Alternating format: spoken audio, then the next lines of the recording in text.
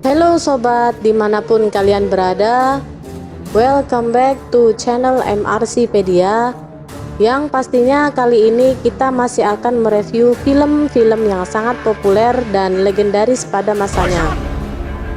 Film 300 Rise of an Empire, atau lebih dikenal dengan film 300 Spartan, yang dirilis tahun 2006.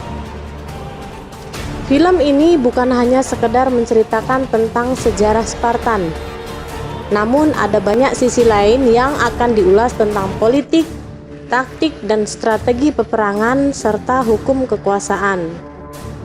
Bagi sobat semua yang memiliki jiwa politik, ulasan film ini bisa dijadikan acuan atau pembelajaran. Well, tak perlu berlama-lama lagi, kita simak ulasan film 300 Spartan berikut. This is where we hold them. This is where we fight. Film 300 Spartan mengisahkan Raja Spartan yang memimpin 300 pasukannya melawan tentara Persia yang sangat kuat dan berniat menaklukkan Yunani. Film dengan genre aksi fantasi sejarah ini diangkat dari komik dengan judul yang sama yang dibesut oleh Frank Miller dan Lynn Farley. Film perang fantasi yang diproduseri oleh Gianni Nuneri, Mark Kenton, Bernie Goldman, dan Jeffrey Silver ini menceritakan tentang pertempuran Thermopylae dalam perang Persia. 300 tentara Spartan yang berada di sebuah polis atau negara kota kecil di selatan semenanjung Yunani berjuang untuk menghalau invasi kekaisaran Persia. 300 tentara Spartan yang dipimpin oleh Leonidas itu menantang kekuatan Persia yang berjumlah 300.000 tentara. Ada versi yang mengatakan 2 juta tentara di sebuah celah sempit di utara Yunani yang bernama Thermopylae. Keseluruhan dari 300 tentara Spartan itu tewas setelah berhasil mempertahankan celah Thermopylae selama beberapa hari dan membunuh ribuan tentara Persia, membuat kekaisaran Persia itu jirih untuk melanjutkan invasinya ke Yunani dan lebih memilih untuk pulang ke negerinya.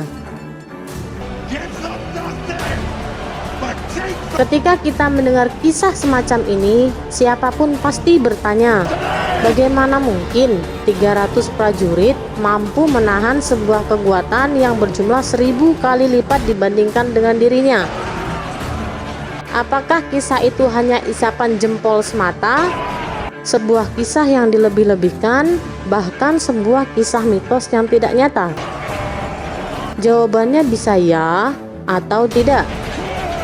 Iya, bahwa kisah itu memang benar-benar terjadi sekitar tahun 480 sebelum Masehi. Namun tidak jika kita menganggap bahwa seluruh kisah tersebut otentik. Mari kita telaah ulasan filmnya satu persatu. Mengapa kekaisaran Persia begitu ingin menyerang Yunani? Persia pada waktu itu adalah negara superpower. Bisa dikatakan dia adalah negara terbesar di dunia kala itu. Adalah Sirius yang telah membentangkan kekuasaan Persia. Kekuasaan negara itu kini membentang dari Sungai Indus di India, seluruh Iran, Transaksonia atau utara Iran, Mesopotamia atau Babilonia dan Hittite, Mesir, Anatolia atau Turki, bahkan sampai ke wilayah Bulgaria sekarang ini. Sirius atau di dalam sejarah lebih dikenal sebagai Sirius the Great atau seorang penakluk yang unik. Ia tidak memaksakan kepercayaannya, budaya, teks, dan administrasi di tiap-tiap negara taklukannya. Ia justru memperbolehkan tiap-tiap provinsi tetap menjaga tradisi, kepercayaan, dan administrasi mereka selama mereka masih tetap membayar pajak. Karena itulah, banyak yang menganggap Sirius sebagai seorang pembebas daripada seorang penakluk.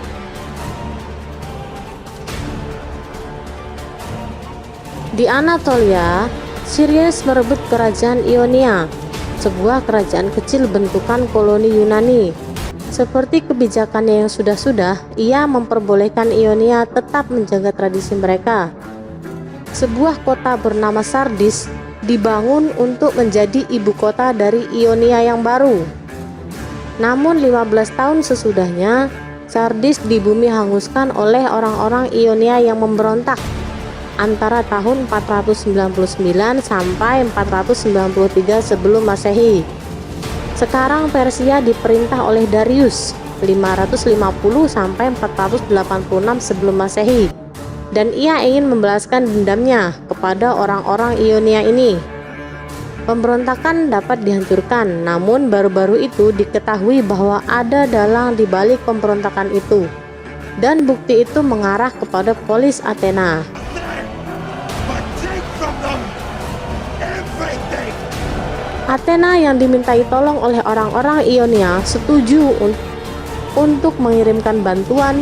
Selain bantuan uang dan makanan, mereka juga mengirimkan bantuan tentara ke Anatolia. Hancurnya Sardis adalah pukulan telak bagi Persia. Sebuah ibu kota provinsi dari negara adidaya dapat runtuh dan hancur lebur berkalang tanah.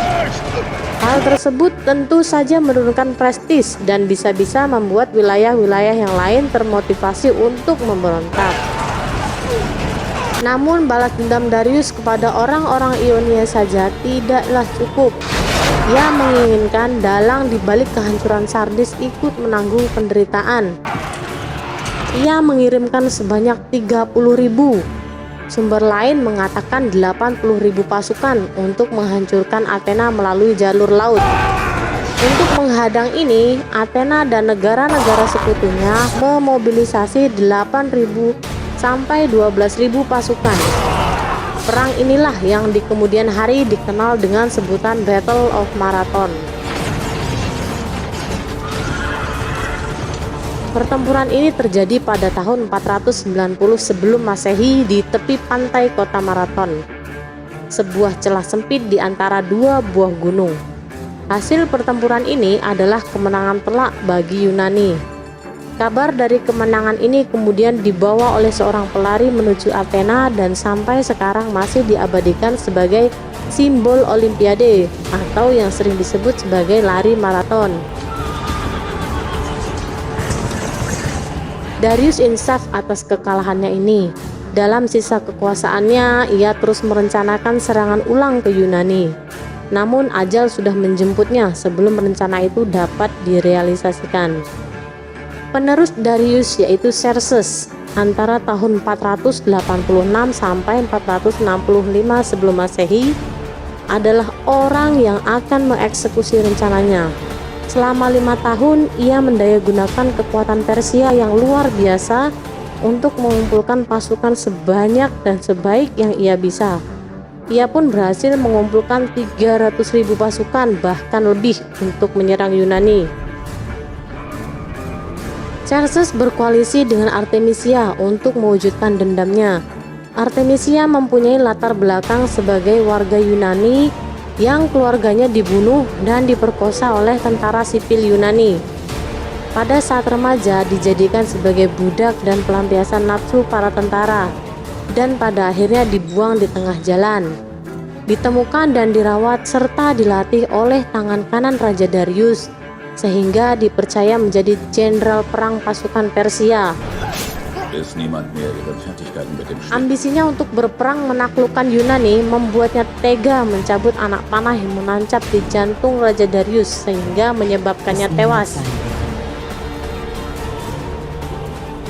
Artemisia membunuh semua pejabat di lingkungan kerajaan dan mengundang para ahli sihir untuk membantu Xerxes dan berhasil membuat Xerxes yang baru dengan tubuh yang tinggi besar.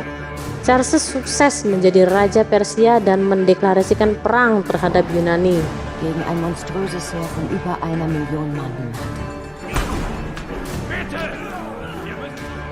The shield was heavy. It threw him off balance. Nah, itu tadi sisi lain dari film 300 Spartan yang sudah kita ulas. Jika ada masukan atau saran, silahkan tuliskan di kolom komentar. Dan jangan lupa aktifkan lonceng notifikasinya ya. See you!